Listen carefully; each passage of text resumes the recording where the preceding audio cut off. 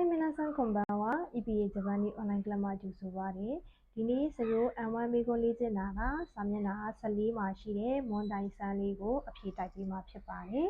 ။ Okay အဲ့တော့ပု္ပ္ပစာလေးရဲ့မိခွန်းလေးကိုတွားပြီးဖတ်ကြည့်ရအောင်။ 筆者は自転車シェアリングサービスを実施することについてどう考えているかမိခွန်းလေးကတော့စာရေးသူကစပိန်ကိုမျှဝေသုံးစွဲတဲ့ဝန်ဆောင်မှုအဲ့ဒါကိုကြီးရှိစုလို့ဆိုတာအကောင့်ထဲပေါ်မယ်အဲ့ဒါနဲ့ပတ်သက်ပြီးတော့သူကအဲ့ဒီအပေါ်မှာဒိုးခန်းခိုင်းတဲ့သူကဘယ်လိုစဉ်းစားနေလဲဆိုတော့စာရေးသူရဲ့အတွေးကိုရှာမယ်နော်အဲ့စာရေးသူဒီစပိန်မျှဝေသုံးစွဲခြင်းဝန်ဆောင်မှုကိုအကောင့်ထဲပေါ်မယ်ဆိုတဲ့ကိစ္စအပေါ်မှာသူ့ရဲ့အတွေးကဘယ်လိုလဲပေါ့နော်အဲ့ဒါလေးကိုရှာရမှာဖြစ်ပါတယ်အဲ့တော့အဖြေလေးခုတွေကမှအကြမ်းဖျင်းဖတ်ကြည့်လိုက်မယ်ဆိုလို့ရှိရင်メリットの多い自転車シェアリングを推進すれば今ある自転車問題を解決できるかもしれないメリットဆိုတာကကောင်းကျိုးတွေများစွာရှိတဲ့ဒီစပိန်မျှဝေသုံးစွဲခြင်းကိုဆွေးရှင်တိုးပြီးတော့တွန်းအားပေးပြီးတော့လှုပ်ဆောင်မယ်ဆိုလို့ရှိရင်အခုလက်ရှိမှာဖြစ်နေတဲ့စပိန်ပြဿနာတွေကိုဖြေရှင်းနိုင်လိမ့်မယ်ဒါဆိုရင်သူ့ရဲ့အတွေးကလက်ရှိစပိန်မျှဝေသုံးစွဲခြင်းကိုရှေ့ဆက်တိုးပြီးတော့လုပ်ရမယ်ဆိုတဲ့အခြေအနေမှာပေးထားတယ်။ Okay ဒါဆိုရင်နံပါတ်2အခြေအနေကကြတော့ヒトマス関西の自転車の問題を解決し自転車シェアリングについては後でまた考えればよい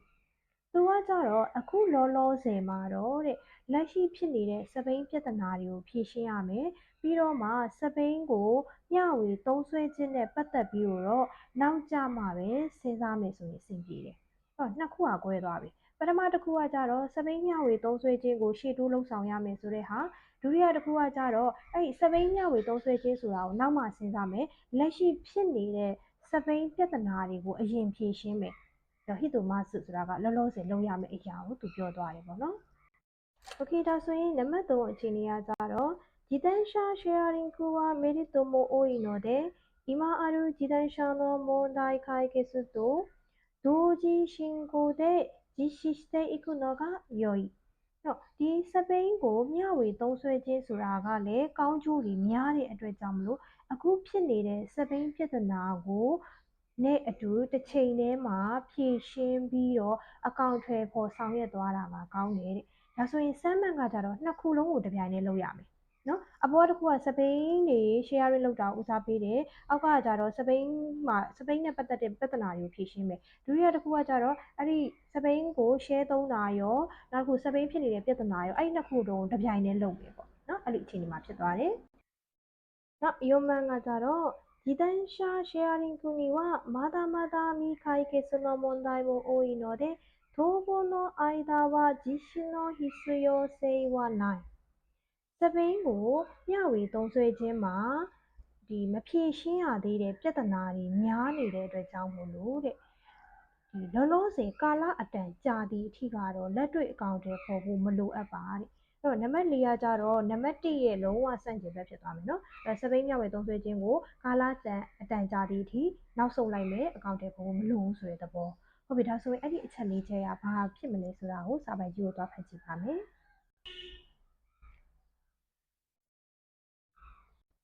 最近地域内の複数箇所に自転車の貸し出しをする専用ステーションを設けて自転車シェアリングのサービスを行う自治体が増えているမကြာသေးမီအခုတလောမှာဆိုရင်တော့တဲ့ဒေတာအတွင်းမှာရှိတဲ့မြောင်များစွာသောနေရာတွေမှာဆိုလို့ရှိရင်ဒါစပိန်တွေကိုငှားလုပ်ပေးတယ်ပေါ့နော်စပိန်တွေငှားရမ်းပေးတဲ့ဒီဆန်ယွန်စတေးရှင်းဆိုတာတီးသက်စတေးရှင်းတွေကိုတိစောက်ပေးပြီးတော့ဒါစပိန်ကိုစပိန်ကိုမျှဝေသုံးစွဲခြင်းဆိုတဲ့ဝန်ဆောင်မှုတွေကိုလည်းပြုလုပ်ပေးတဲ့ဒေသန္တရအစိုးရအဖွဲ့တွေတိုးပွားလျက်ရှိပါတယ်တဲ့အဲ့တော့ပထမစာကြောင်းကကြတော့ဒီစပိန်တွေငှားရမ်းပေးတဲ့ station တွေရှိတယ်ပြီးတော့စပိန်တွေငှားရမ်းပေးတဲ့ဒီအဖွဲ့အစည်းတွေတိုးပွားလာနေတယ်အဲ့တစ်ချက်ဖြစ်တယ်ပေါ့နော်環境保全や地域おこしを狙いとした実況だအဲ့တော့ဒီလိုမျိုးစပိန်ငှားရမ်းပေးတဲ့ဟာတွေတိုးပွားလာတယ်ဆိုတာဆိုရင်တဲ့သဘာဝပတ်ဝန်းကျင်ကိုထိန်းသိမ်းခြင်းနဲ့ဒေသတွေဖွံ့ဖြိုးဖို့အတွက်ရည်ရွယ်တဲ့လုပ်ငန်းတစ်ခုလည်းဖြစ်ပါတယ်တဲ့最寄りの駅から目的までの移動などに公共の自転車が利用できればさすがし便利だろうနော်အနည်းဆုံးဘူတာကနေပြီးတော့ကိုသွားခြင်းနဲ့ကိုရည်ရွယ်တဲ့ဘူတာကိုသွားလာနိုင်ဖို့အတွက်ဒီအများသုံးပေါ့နော်ဒီစပိန်တွေပေါ့နော်ဂျီတန်းရှာတွေကိုဒါအသုံးပြုနိုင်မယ်ဆိုလို့ရှိရင်ဒါအမှန်ကိုပင်အဆင်ပြေမယ်ဟုတ်ပြီအဲ့ဒီမှာဘာနဲ့ပြန်ဆက်ထားမလဲဆိုတော့တိုကိုရိုကဆိုတော့အဲ့ဒီအရှိအရာတွေထက်အနောက်ကအကြောင်းအရာလေးပြောင်းလဲသွားပါပြီနော်တိုကိုရိုကတိုးတော်လဲမသာစေကိုတိုအီယေရူဂျီဒေဝါစကုနာဒါပေမဲ့လေဒီအဆင်ပြေသွားပြီအောင်မြင်သွားပြီလို့ပြောရလောက်တဲ့စံနမူနာတွေကတော့အရန်ကိုနည်းပါသေးတယ်ဒါဆိုလို့ရှိရင်အဲ့ဒီပုံမှာအဆင်မပြေသေးဘူးဆိုတဲ့အခြေအနေဖြစ်သွားပြီပေါ့နော်背景はどの自治体も街に溢れかえる個人の自転車の代わりに頭を抱えていることがある。背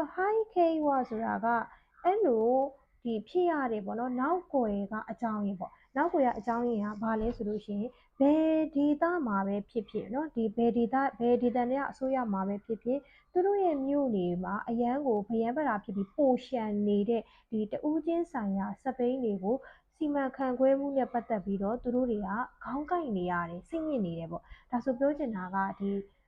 စပိန်ပြဿနာပေါ့စပိန်တွေကိုဘယ်လိုစီမံရမယ်ဘယ်လိုကင်တွယ်ဖြေရှင်းရမယ်ဆိုတဲ့အရာကသူတို့အတွက်ပြဿနာဖြစ်နေကြတယ်တဲ့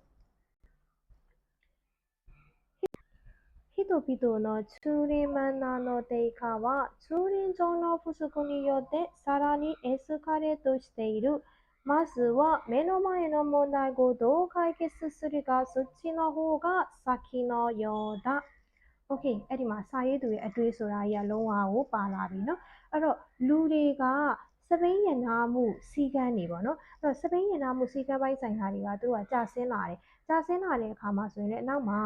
စပိန်တွေရနာဖို့နေရာတွေကလည်းမလုံမလောက်ဖြစ်တာကြောင့်ပို့ပြီးတော့စာရာနေပို့ပြီးတော့အဲ့ဒီစီကန်းပိုင်းဆိုင်ရာတွေကပို့ပြီးတော့ဘာဖြစ်လဲဆိုကြာဆင်းနေတယ်เนาะအာစကာရက်တိုစတေးတို့ဒါကြောင့်မတ်စုကအရင်ဦးဆုံးအဲ့ဒါလေးထက်အရင်ဦးဆုံးလုံးရမှာဒီတဲ့မဲနောမရင်တော့မွန်တိုင်းဆိုတာပါနော်အဲ့တော့ဒီကိုယ့်ရဲ့မျက်စိရှိမှာဖြစ်နေတဲ့ပြဿနာကိုဘယ်လိုဖြေရှင်းရမလဲဆိုတာအဲ့ဒါကသာအရင်ဦးဆုံးလုံးရမယ့်ပုံပေါ်ပါဒီယောဒဆိုပြီးပြောထားတယ်ဟုတ်ပြီဒါဆိုလို့ရှိရင်သူတို့မဆူကအရင်ဦးဆုံးလုပ်ရမယ်ဆိုတဲ့အချက်ဒီအခုစပိန်တွေရပ်ဖို့အတွက်နေရာတွေမလုံလောက်ဘူးအဲ့တော့စပိန်ရပ်တဲ့အခါမှာလည်းစီးပြက်ကမ်းပြက်တွေဖြစ်လာတယ်ဒါကလက်ရှိဖြစ်နေတဲ့ပြဿနာအဲ့ဒါပထမဦးစားပေးလုပ်ရမယ့်ပြဿနာပဲပေါ့အဲ့ဒါကိုသိပြီဆိုလို့ရှိရင်သူတို့ကအဖြေကိုရှာရတာလွယ်သွားပြီပေါ့နော်အဲ့တော့ပထမဦးဆုံးနံပါတ်1ကကြတော့ဒီစပိန် sharing လုပ်တာတွေကိုပို့ပြီးတော့တိုးမြင့်ရမယ်ဆိုတဲ့ဟာကြီးကမဟုတ်တော့ဘူးဘာလို့နေရာအခက်ခဲဖြစ်နေတာလက်ရှိပြဿနာဖြစ်တဲ့ကြောင်းတစ်ကပယ်လိုက်ပြီအဲ့တော့တစ်ကပယ်လိုက်ပြီဆိုရင်နံပါတ်2ဒီ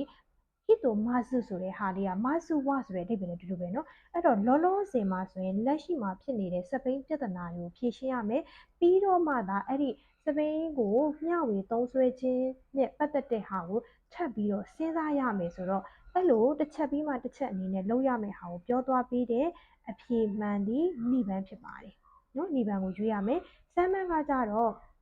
ဒီစပိန်ကိုမျှဝေသုံးစွဲတာကလည်းကောင်းကျိုးတွေရှိလို့အဲ့ဒါကိုလုပ်ရမယ်ပြီးတော့နောက်တစ်ဖက်မှာစပိန်နဲ့